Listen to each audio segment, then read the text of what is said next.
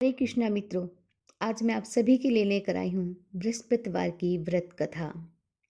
और हाँ, हमारे चैनल को सब्सक्राइब अवश्य कीजिएगा ऐसी अन्य धार्मिक वीडियो देखने के लिए। तो सुनिएगा कथा। प्राचीन काल की बात है। किसी राज्य में एक बड़ा प्रतापी और दानी राजा राज करता था।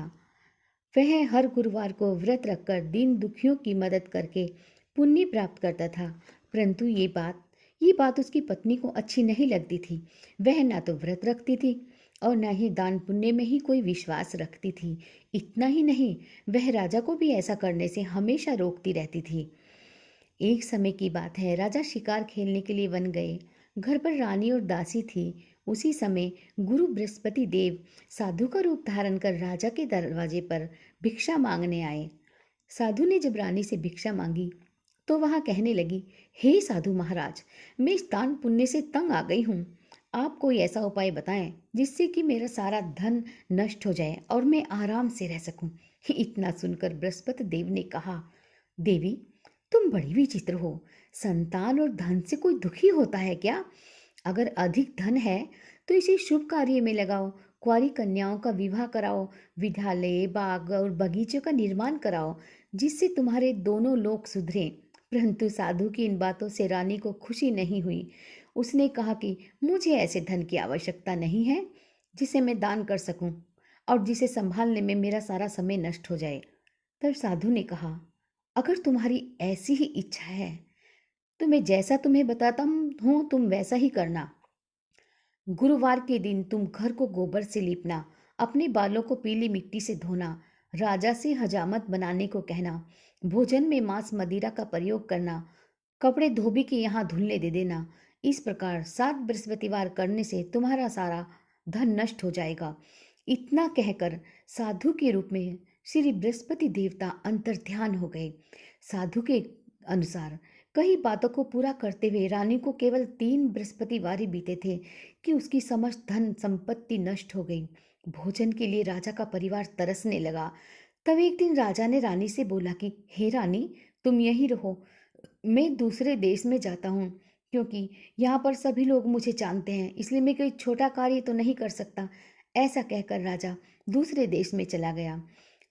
वहां वह जंगल से लकड़ी काट कर लाता और शहर में बेचता। इस तरह वह अपना जीवन व्यतीत करने लगा।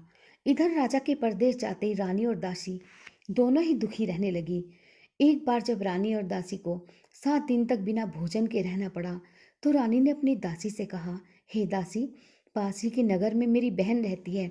वह बड़ी धनवान है। तू उसके पास जा और कुछ लेकर आ, ताकि थोड़ी बहुत गुजर बसर हो जाए। दासी रानी की बहन के पास गई। उस दिन गुरुवार था और रानी की बहन उस समय बृहस्पतिवार व्रत की कथा सुन रही थी।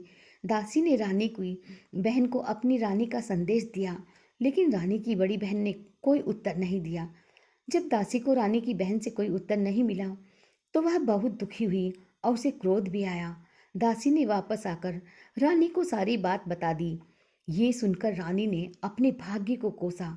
उधर रानी की बहन ने सोचा कि मेरी बहन की दासी आई थी, परंतु मैं उससे बोली नहीं, इससे वह बहुत दुखी हुई होगी। कथा सुनकर और पूजा समाप्त करके वह अपनी बहन के घर आई और कहने लगी, हे बहन, मैं बृहस्पतिवार का व्रत कर रही थी।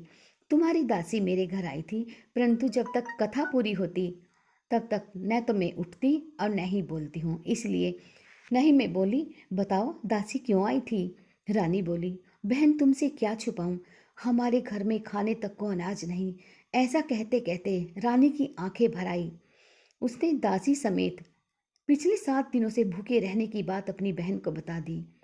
रानी की बहन बोली, देखो बहन, भगवान बृहस्पति देव सबकी मनोकामना पूर्ण करते हैं। देखो, शायद तुम्हारे घर में कहीं अनाज रखा हो। पहले तो रानी को विश्वास ही नहीं हुआ, पर बहन के आग्रह पर उसने अपनी दासी को अंदर भेजा तो सचमुच अनाज से भरा एक घड़ा मिला।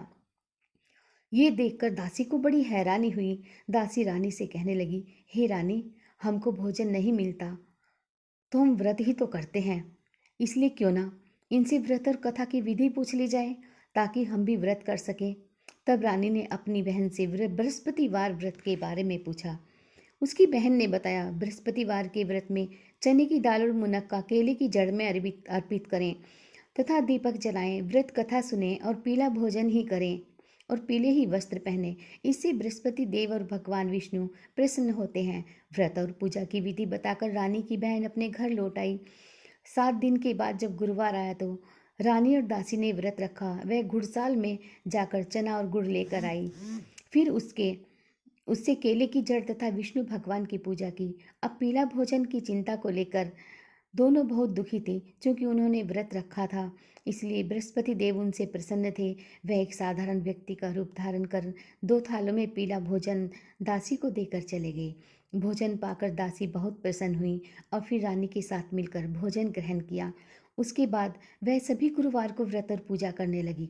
बृहस्पति देव की कृपा से उनके पास फिर से धन संपत्ति आ गई, परंतु रानी फिर से पहले की तरह आलस्य करने लगी। तब दासी बोली, देखो रानी, तुम पहले भी इस प्रकार आलस्य करती थी। तुम्हें धन रखने में कष्ट होता था, इस कारण सभी धन नष्ट हो गया।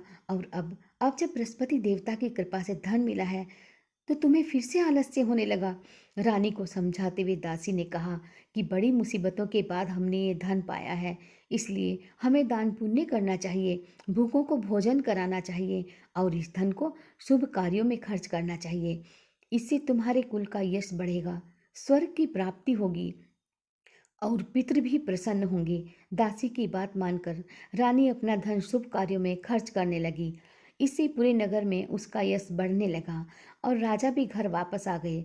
बृहस्पति व्रत कथा के बाद श्रद्धा के साथ आरती की जानी चाहिए। इसके बाद प्रसाद बांटकर उसे ग्रहण करना चाहिए। तो मित्रों, ये थी बृहस्पतिवार की कथा, बृहस्पति देवता की कथा आपने सुनी। और हाँ, आपको कैसी लगी कृपया कमेंट बॉक्स में कमेंट करके बताइएगा और हमारे चैनल को लाइक, शेयर व सब्सक्राइब अवश्य कीजिएगा।